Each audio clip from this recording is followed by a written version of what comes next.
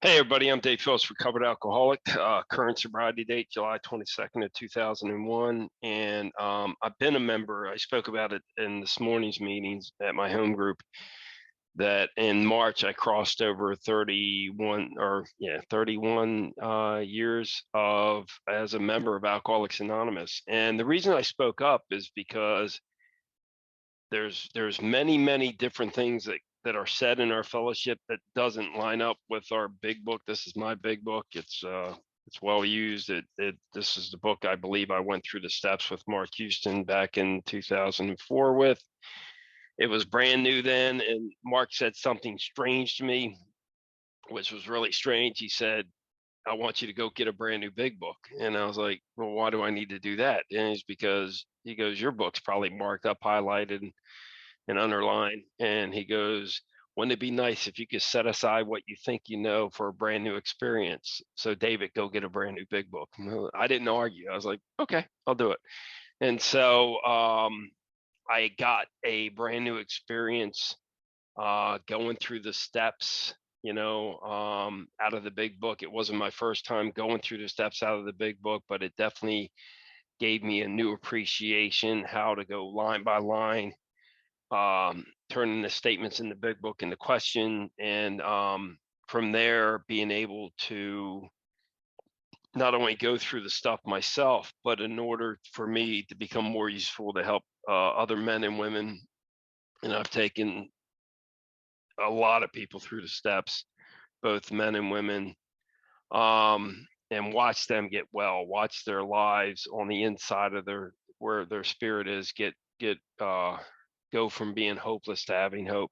So I know I'm supposed to be talking about the 11th step, but whenever I talk, I try to include a couple things from different parts of the big book. And for whatever reason, that's how God motivates me. I do a lot of other readings like Emmett Fox, Henry Drummond, is in my current reading list and has been for years. I've been doing A Course in Miracles now for I think 13 or 14 years. Having said all that, I'm going to start off in the forward to the first edition and try to explain where they were coming from when they wrote this. By the way, this big book is AA number one. When they wrote the book, they were the Drunk Squad and the Oxford Movement. There was no Alcoholics Anonymous.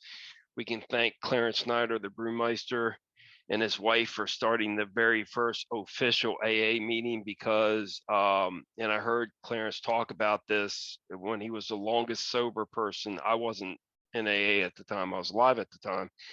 But in 1983, he was the longest sober person alive in Alcoholics Anonymous. And what he said was some pretty important things. He goes, let me tell you about how we started this thing.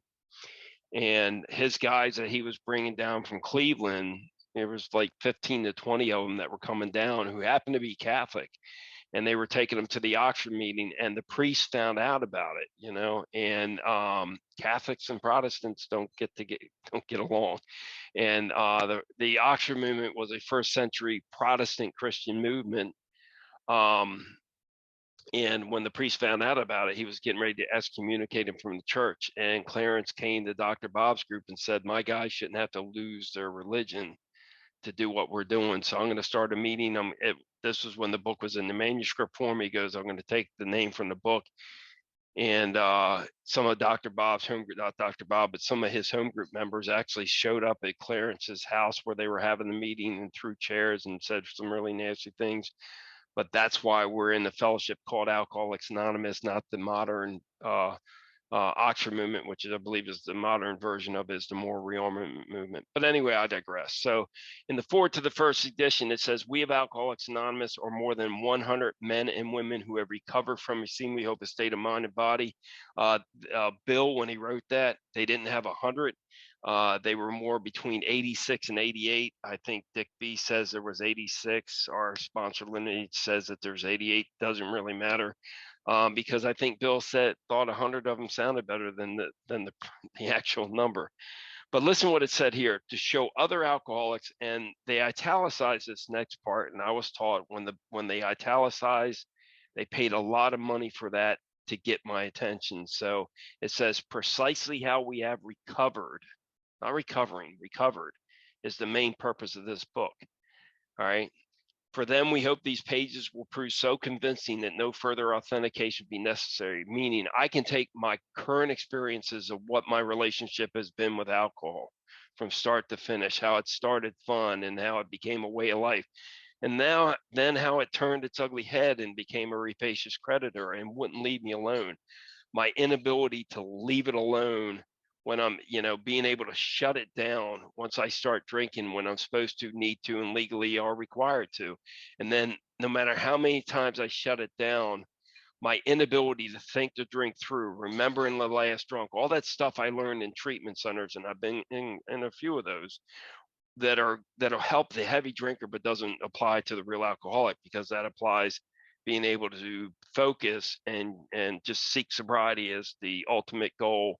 And I never had the ability to do that. So I can take what I show up with in Alcoholics Anonymous and match it to what the first 43 pages of the book from the doctor's opinion on, to see if I am really alcoholic. And Mark told me back in 2004 when we were starting this work, he said, don't base your previous experiences, on whether you're still alcoholic. Like, Dave, if you were to go out drinking right now, could you do it with impunity?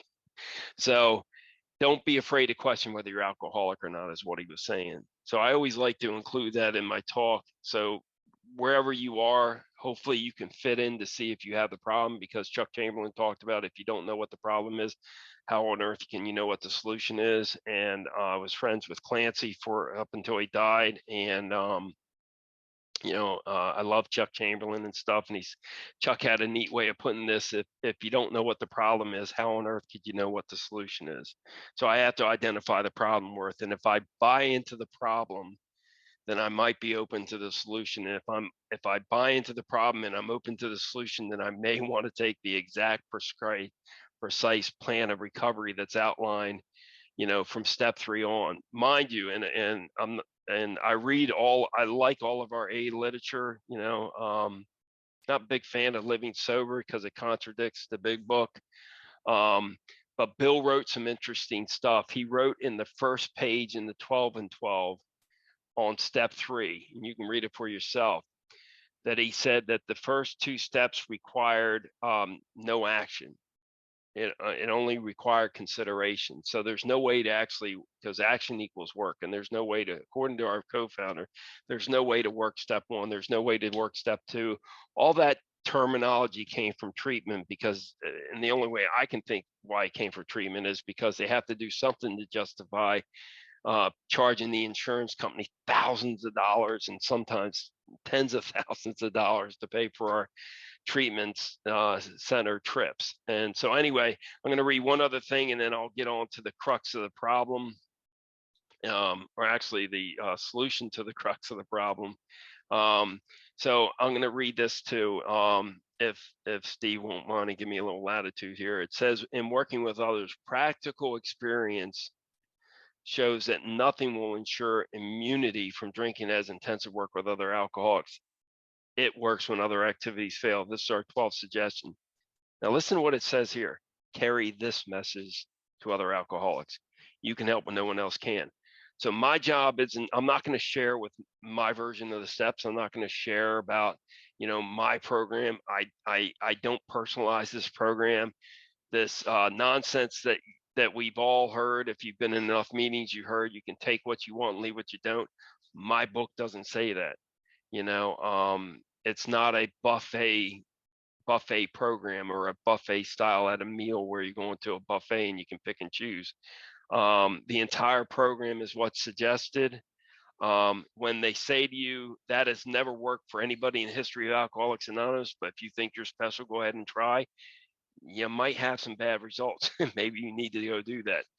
But Steve pins me down and wanted me to speak on a particular step, and I should have chose step 1 because there's like 43 pages of the book, and like an idiot, I love step 11. I went to this this 2-way prayer workshop, which was an 11-step 2-way prayer workshop, and I was familiar with the concept, but I had never really done it. I had done it, but wasn't doing it as they did it in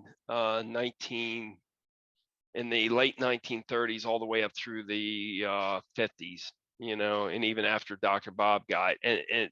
And some people, and from my experience, from my understanding, what I've been told, not really my experience, but what I've been told, they still teach it up in Akron. And two-way prayer is this thing that they got from basically the Oxford movement, and people like Emmett Fox were big on it, and from my understanding. And what you do is you meditate. Doesn't really matter how you meditate, guided or self-guided meditation, for about anywhere from 5 minutes to 20 or 30 minutes, and then have a conversation with God. But instead of having a conversation with God, and this is where I was like, no, that's really neat, because we know, just thinking about this stuff, it's like, you know, try to think about your inventory and never write it down.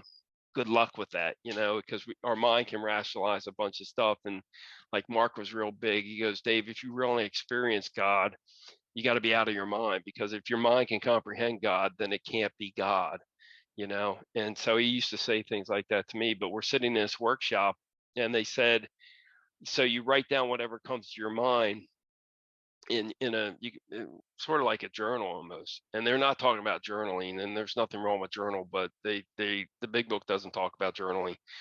But they said, then run those things that you've written down, run them through the four absolute: honesty, purity, unselfishness, and love. And when you do that, you may get divine inspiration from God. And I was like, I've been doing that, but I haven't been writing it down. And it's like a wisp of wind. It's gone, it's there, and then it's gone. And writing it down was I was like, who would have thought that? Really neat. It goes along with why we don't think about our inventory. You got to put pen to paper. You know, it never, you know, I heard a lot of stuff like in treatment, write about your first step, or I hear people talking about in AA that you should write around how your life became unmanageable from drinking. Our big book says we don't pick pen and paper up until step 4. Sorry if your sponsor's having you do that, but our big book doesn't suggest put pen to paper till step 4, you know. And a simple conversation is really all that's needed, is to, with a recovered alcoholic, with somebody who might be alcoholic, to see if they're alcoholic or not, you know. And I love what we have. But anyway, so that's my experience, and maybe during this, if there's enough time, I can relate some of my my two-way prayer stuff. But anyway, the 11th step, listen to how it's worded here. I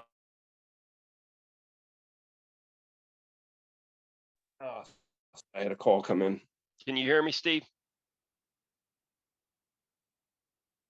Yes? No? Yeah, I can hear you. Okay, good. Sorry about that. When a call comes in, it'll kick me right off of Zoom. I'll be here, but I'll be nothing going on. But anyway, at the bottom of page 85, it says, much has already been said about receiving something, inspiration, and direction from him who has all knowledge and power, if we have carefully followed directions. So, you know, the way Mark and everybody who's worked with me, and what I try to stress to people, because I've taken conservatively 500 or more people through the steps, both men and women, and like I talked this morning meeting, you know, where a guy had a statement, and 2 of them actually did in my home group, and only one of them, none of them were my home group members, but they made the statement that, because the meeting was on people dying, and what they said was, and it kind of like, that's not what the big book says, but what they said is that, yeah, we've seen people who's working a good program and get drunk and they're dead now. And I got a problem with that, because Bill Wilson wrote in 1941 that an adequate presentation of our program is imperative to give to the newcomer so they can see what we have. I mean, Bill wrote it himself in 1941. So in my experience of 31 plus years in AA, doing my program and doing different people's versions of the steps, or taking the steps off the wall and doing what I think I'm doing, and doing a lot of service and a lot of meeting, and then ending up drunk 3 separate times, and my inability to predict when I'm ever going to come back to AA, if I even come back to AA, because when alcohol gets a hold of me, it kidnaps me and it doesn't release me. God has to do whatever God has to do to separate me from alcohol, because I go beyond all human power. And so when they said that, when it became my turn to speak, I had to speak up, not in a critical way of what these gentlemen shared, because the one guy shared something that was pretty beneficial. He said, alcoholism is very patient. And I agree with that 100%. But our big book says, rarely have we seen a person fail who has thoroughly followed our path. That means failure is rare for those who do what? Follow the path. So in my experience, not my opinion, because I don't know when, I know in modern society, everybody's entitled to their own facts. That's crap when it comes to spirituality. You're not entitled to your own facts about spirituality and about what's outlined in this book. You can do that, and God bless you if you want to do that, but are we given misinformation? I work with a lot, like 90% or more of the people I've worked with. When we go through the steps, and I ask them just to keep an open mind about this, is I hear you tell me that you've done AA before and you've done the program. I've heard you in meetings say you've done the program, but you ended up drunk. I don't think that's possible. And what I'd like you to do with an open mind is, why don't we just do this novel idea? Go through the book and pray when it says to pray. Before it does that, decides whether AA number one, which is this big book, is telling you you're alcoholic or not when you drink it, and whether you're alcoholic or not due to the mental aberration, this mental aspect of our illness, the strange mental blank spot, peculiar mental twist, and outright mental obsession. And we go through this in the book according to what that actually looks like, and then if you agree with that problem, then approach the only solution we got, which is step 2, is you got to find a power, and it's within you. It's inside you. It's like all of us we're born with this. It's in our genetics, this connection with God. That's our only solution. And AA will tell you what God is, and I like to, when I talk about God, I try to use general principles that are basically understandable to all, because I've searched a bunch of different quote unquote religions: Christianity, Buddhism, Islam.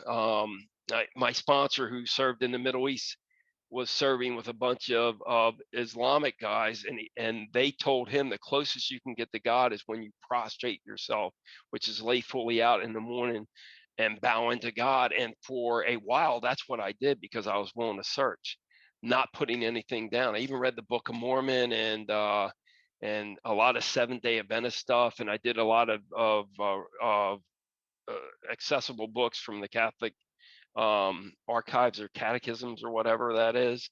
And because I searched, it's like Sandy Beach said to all of us. He said, go to the library, and because we're babies at this, and pull a book down off the shelf in the religious section, and read a couple paragraphs or a couple pages. And if it talks to you, then take it and get an experience. And I ran into books. I got to read Dalai Lama, Deepak Chopra, Wayne Dyer, all these, Eckhart Tolle, Emmett Fox, and Henry Drummond, and all these great writers and stuff. So anyway, but I say to the people I'm working with, all I tell them is, like, judge for yourself whether you were actually doing quote unquote the program, or maybe you might have been doing something you created or somebody in AA created that doesn't line up with our basic text. And all 100%. Okay. Now, I'm not Dr. Bob sponsored 5,000 people in 15 years. I can't even imagine, because, my 500 to 700 people that I've worked with over the years, and when I've taught this in groups of hundreds of people at a big book study, when we go through the work, every single one of those men and all of the women that have been relapsed multiple times in AA, they inevitably always say, I've never seen it not said, I wasn't doing this. Something in there they would not do for whatever reason. The biggest enemy in my experience that I think any of us have is this false sense of self, the ego. and it talks to me in my own language. It's louder usually than the voice of God, and it's been with me a lot longer than I drank, and I'll be battling that for the rest of my life. So, that's been my experience. Getting back to step 11, it says, if we carefully follow directions, right, from him who has all knowledge and power, we have begun to sense the flow of the Spirit into us, which means that's a promise. And I had one of our guys, I can't remember who it was. I haven't done it, so don't quote me on it. But he actually counted all the promises in the first 164 pages and said there was over 250 of them. I don't know that, but I like that because the promises, all they are is the guarantee results that we all get if we live this way of life, which means Steve on here, it's he gets it, but I don't know. We all get it, both me and Steve, and every single person that does this, if you can do it with an open mind, and sometimes even with a closed mind, just take the action anyway. Because AA, they taught me it's not about what you think or feel, but it's definitely about what you do, and it's a program of action. But listen what it says here. To some extent, we have become God conscious, which means my mind actually begins to bow to the God that's within me, and shut up. And I can actually have a quiet mind and a full heart. That is priceless. We have begun to develop this, and the big book calls it this vital sixth sense, this rocketed into a fourth dimension of existence, of which I couldn't even have dreamed, just like the big book said. But here, that's up to step 10. And I love, like, I don't know about you, but listen to this. The 10 step promises, cease fighting anything or anyone, even alcohol. Let me tell you something. I asked my sponsor, who wasn't my sponsor at the time, he's ex-Navy SEAL. And I couldn't get a hold of George, the first guy that was working with me. So I called my grand sponsor, Keith, and I was complaining to him. Still crazy new guy stuff. But what I was talking about is because I was taught in treatment, you got to change people, places, and things. He goes, David, I don't know who told you that, but our big book doesn't say that, because our big book says that if you change on the inside, it won't matter what's going on the outside. And so he goes, well, what's the call about? And I was like, well, what do I do about the booze in my house? And he goes, well, who's it belong to? So he gave me about 5 minutes talking why I can't be around that. And then he gives me the whoa-woes on the phone. He goes, David, stop. I didn't ask you that. Answer the question. Who does it belong to? I was like, it's my wife's. He goes, and it's none of your gosh darn business. And he slammed the phone down. But anyway, the reason I'm saying this, you see this, imagine drinking hand sanitizer that has alcohol in it, or Dawn dishwashing detergent. That's poison. But so's this.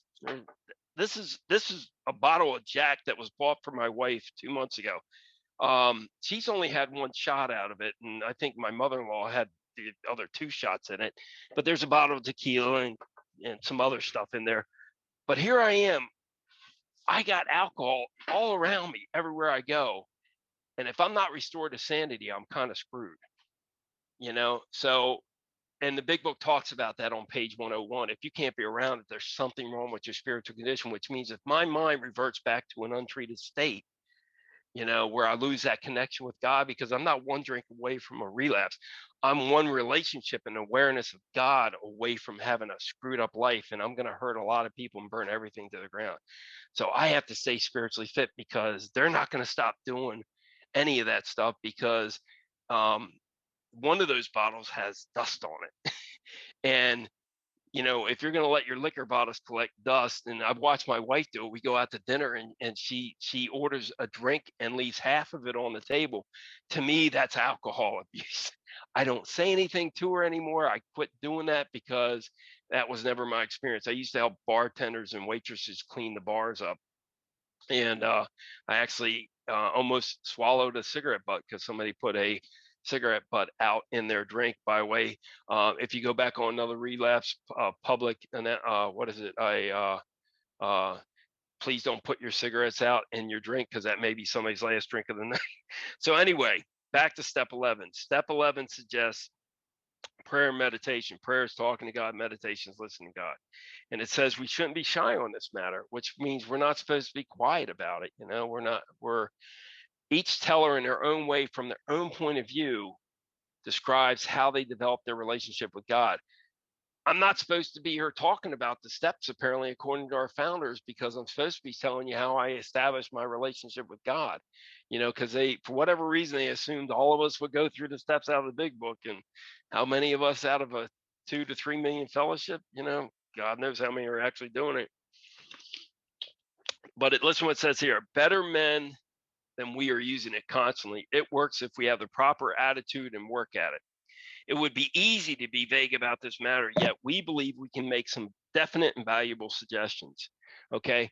So the spiritual axiom, according to, I believe, the Jewish religion and some other religions, is that the beginning of a day starts at night and ends sunset the next day. If you look at the Sabbath in Judaism, starts on sunset Friday and then ends on sunset Saturday. And there's a spiritual prayer. I don't know if Bill intended that when he put, what you're going to do at night before the day, but that's what he did.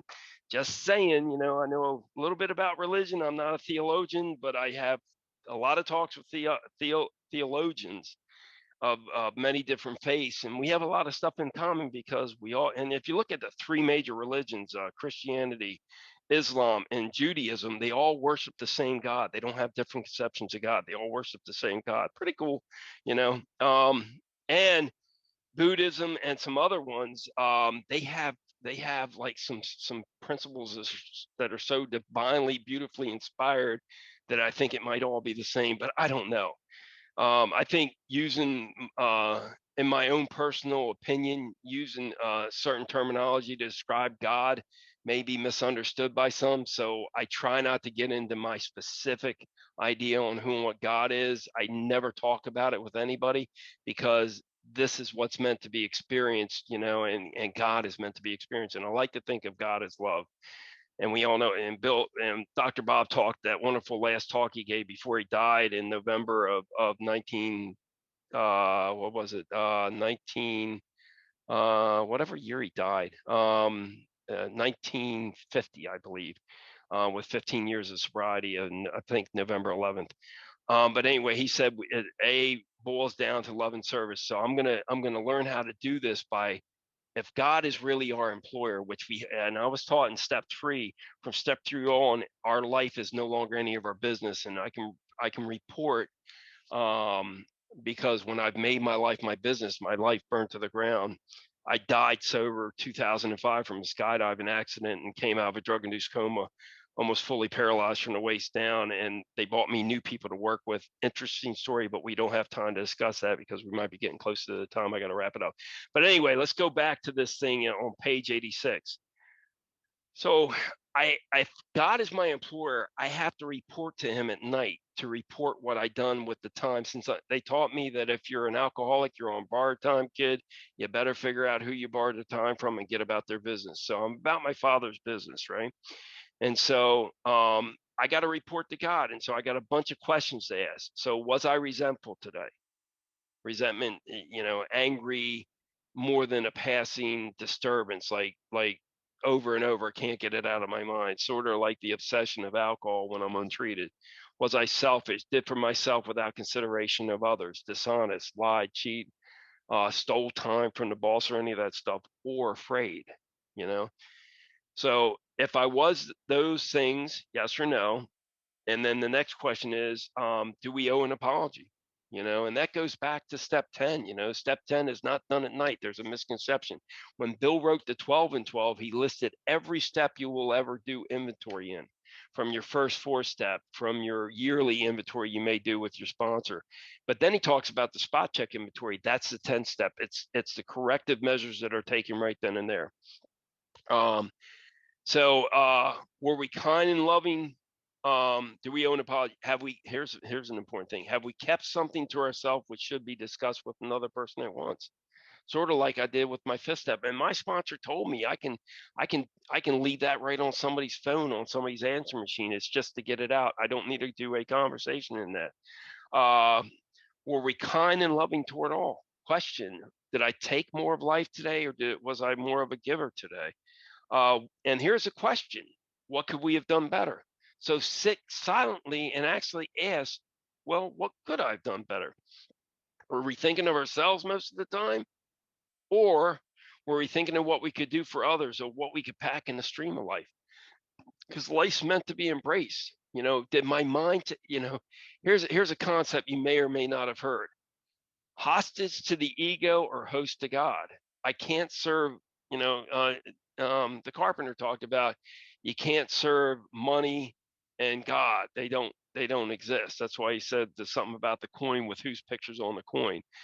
So in our spiritual terms, and by the way, my friend Chris at our big book study said about 3 weeks ago, he said there's been no new spiritual principles for over 2,000 years. I kind of agree with him on that, because spirituality is older than man himself, so we're not kind of adding, there's nothing new spiritually to be added,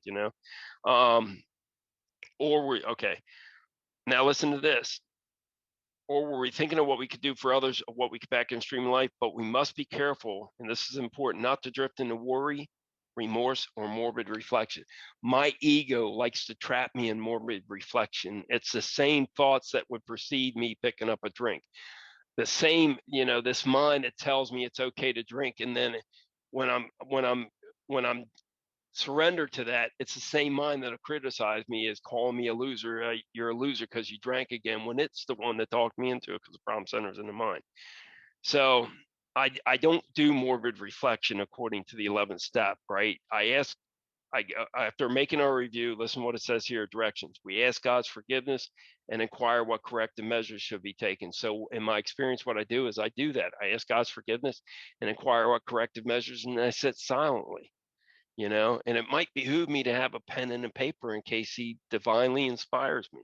Okay. And then because of doing that, I sleep like a baby, you know, have anything me at night anymore, and it's kind of neat. I used to have to like get obliviated from vodka or a jack, or a bunch of beer to shut this up, and I can do it through this. Now, the directions for the morning. On awakening, let us think about the 24 hours ahead. We consider our plans for today. Before we begin, we ask God to direct our thinking, especially asking that it be divorced from self-pity, dishonest, and self-seeking motives. Why?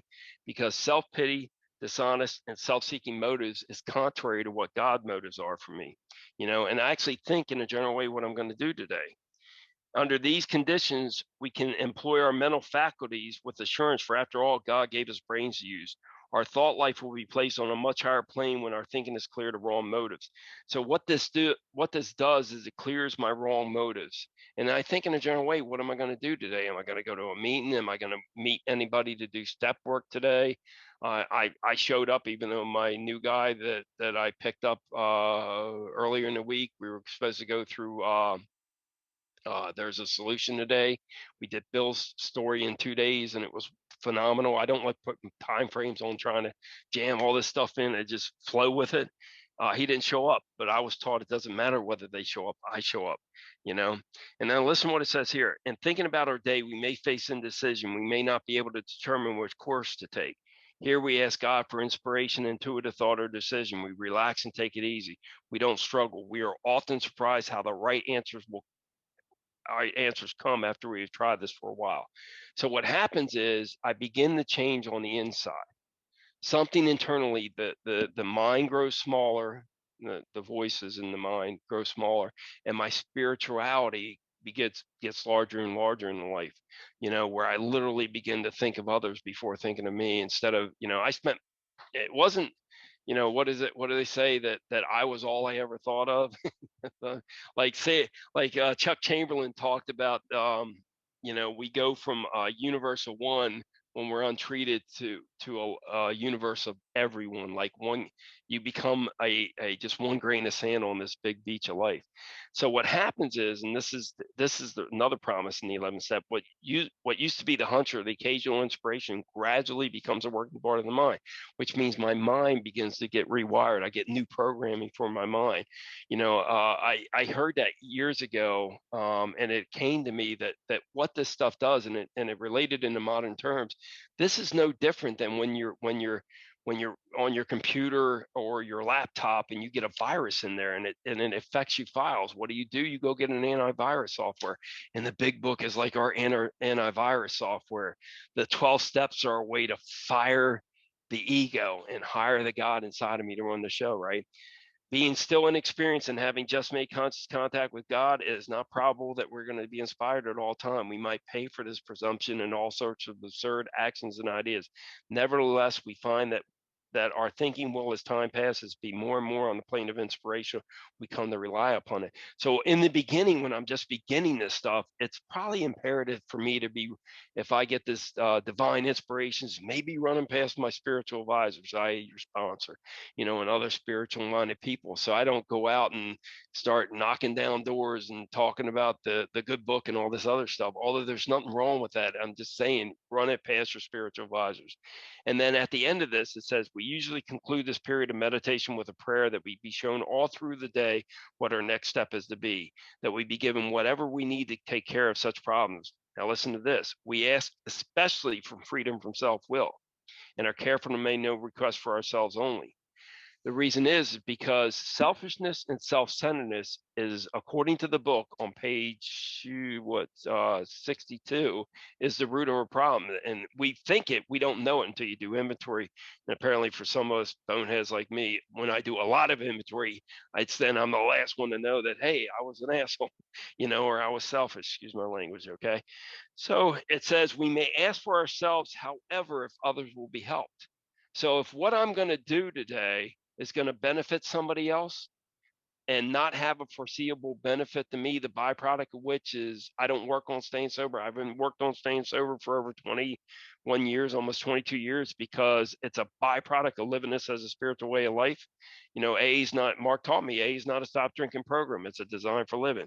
So I'm back to the book. We are careful never to pray for our own selfish ends. Many of us have wasted a lot of time doing that, and it doesn't work. You can easily see why, because God's got a job for me to do. He's got a job for me to help his other kids do what? Get well, And I don't know if the person I'm working with, I've had people come in, like one guy asked me, he's like 40 plus years sober. Would you please take me through the steps? It's like a decade ago. And I'm like, you sure?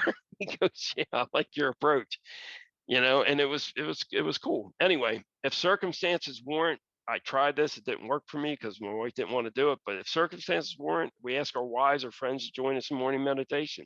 And I currently do that, not with my wife, but I'm in an 11-step 11-step book club, and I post stuff on WhatsApp, a whole group. I put my two-way prayer writings on there and other stuff and other inspirations that God give me by reading stuff like Emmett Fox, Finding Your Inner Power, The Golden Key, Henry Dunbar's The Greatest Thing in the World, my ACIM lessons of the day.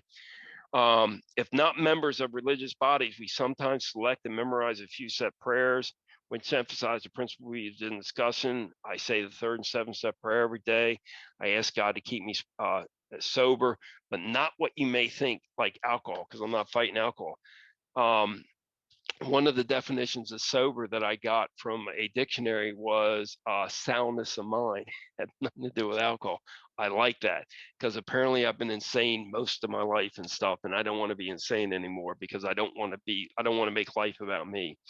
There are many helpful books also. Suggestions about these may be obtained from one's priest, minister, or rabbi. Be quick to now listen to this stuff. I hear people talking about I'm a recovering Catholic and I'm a recovering this, I'm recovering that, and they're bashing the religions that they came from. Our book says don't do that. That's an outside issue. It says suggestions about these may be obtained from one's priest, minister, or rabbi. Be quick to see where religious people are right, not where they're wrong. Make use of what they offer. Now listen to this. As we go throughout the day, when agitated or doubtful, we pause and ask for the right thought or action. And I've been working on that for like 21 years and still not an expert at it because my mind can take me hostage like that if I'm not watching. That's why Mark said you could spend an entire year meditating on the word watch. We constantly remind ourselves we are no longer running the show, humbly saying to ourselves many times each day, thy will be done. I want my Father's will to be done in my life. I don't really care if my will gets done or not. I only want to do my will if it lines up with God's because his will is perfect. We are then in much less danger of excitement fear, anger, worry, self-pity, and foolish decision. We become much more efficient. We do not tire so easily, for we are not burning up energy foolishly as we did when we were trying to arrange life to suit ourselves. It works, hyphen, it really does. The hyphen in there is a continuation of thought. It works, it really does. We alcoholics are undisciplined. Duh. I wasn't disciplined. The only thing I was ever really disciplined in it when it came down to money, sex, and drugs, sex, drugs, and rock and roll. And I was never undisciplined when it came to that. I had to abandon that way of life and become disciplined to this way. And so we let God discipline us in the simple way we have just outlined. But mind you, here's the caveat, the opposite of that, the other shoe that's going to drop. But this is not all. There is action and more action. Faith without works is dead. The next chapter is entirely devoted to step 12, and so I have a whole chapter written on how to, and by the way, I would be remiss if I didn't say this, okay? Just to give everybody a clue, there's two versions of the traditions. You have the short form and the long form. The long form actually explain what the tradition means. The long form wasn't adopted. The short forms were adopted. But the same thing applies for the steps. We have the short form of the steps and how it works, and how it works. One, we admit we are powers over alcohol, hyphen that our lives become unmanageable. And the short form is open to interpretation and opinion. We want to stay away from that. The long form is actually in the book. So like step 1 is on page 30 for those that are interested. It's not, and by the way, anybody who says that the steps are suggested, guess what? When Bill wrote this, and he was not a stupid man, he did not write those as a suggestion, because look at step 1. We had to concede to our innermost selves. If it's something I had to do, it's not a suggestion. Had to concede to our innermost self that we were alcoholic. This is the first step in recovery. There's step 1. What does it actually mean? So the big book will make a statement, and then it'll spend the next sentences, paragraphs, or pages or chapters to describe the idea they're trying to convey. And it might behoove you, like I had to, get a dictionary from 1930s, because when Bill was talking about the gay crowd inside the Mayflower Hotel bar, he wasn't talking about homosexual bar. He's talking about the happy crowd inside. So when I got a 1930s dictionary and I found out that the long form would actually explain it, I started to see for myself, why my first 3 attempts at AA ended in failure every time, because I ended up drunk, and I don't know. I didn't pick my sobriety date. I've never met anybody that's a real alcoholic, and I like to throw in a real chronic drug addict. Same exact things. None of us pick our sobriety date. That was chosen for us by a power greater than ourselves, who saw that we were redeemable, and that there is some purpose for our life other than a statistic, another statistic dead in the ground. This is the one thing, man. Listen to this. Our illness, we're going to die with it. Because as an alcoholic, and in my case, an alcoholic and a drug addict, I'm always going to be that way. Because if I ever ingest ethyl alcohol again, it will do the same thing it's done on every single relapse. It'll give me a sense of ease and comfort that comes at once from that first 1 or 2 drinks, but the phenomenal craving will kick in. I don't know if it'll happen the first night, because I had one of my relapses that I went on, drank 1 drink after not touching anything for a couple of years. And everything was perfect. I didn't make an ass out of myself. I drank 1. But within 2 weeks, I'm pounding on the liquor store door like, open up, it's time to open, because alcohol began to man and stuff for me, man. One of my guys that's up in a rehab up in Montana right now, he made it 28 days in the rehab, gets out, doesn't even make it 2 days before he's binging alcohol by that night and drinking the next morning. And then by, I think Monday morning, he's pounding on the liquor store door. So it's still happening, but know this. This is the one illness you don't have to die from it if you'll simply adopt the principles that are laid out in the first 7 chapters of this book, or whatever book you're using for the big book. And by the way, they're changing our big book. They got a plain language big book. Not interested in reading that. I'm in our service structure, and they instead of telling them to get a dictionary or a sponsor, they've changed the language in this new plain language big book. But thank God I got plenty of big books where the language isn't changed. And by the way, the big book has been changed over the year. The first edition printing of the 10th edition, they took out the term X-alcoholic that we got from Dr. Silkworth, because according to Dr. Silkworth, once you've had that spiritual awakening and you've adopted this way of life and you've changed, according to Dr. Silkworth, you're no longer alcoholic. That's why they put in the first 10 printings of the first edition, X-alcoholic, and they substituted that after Dr. Bob died with X-problem drinker. And by the way, I am not a problem drinker.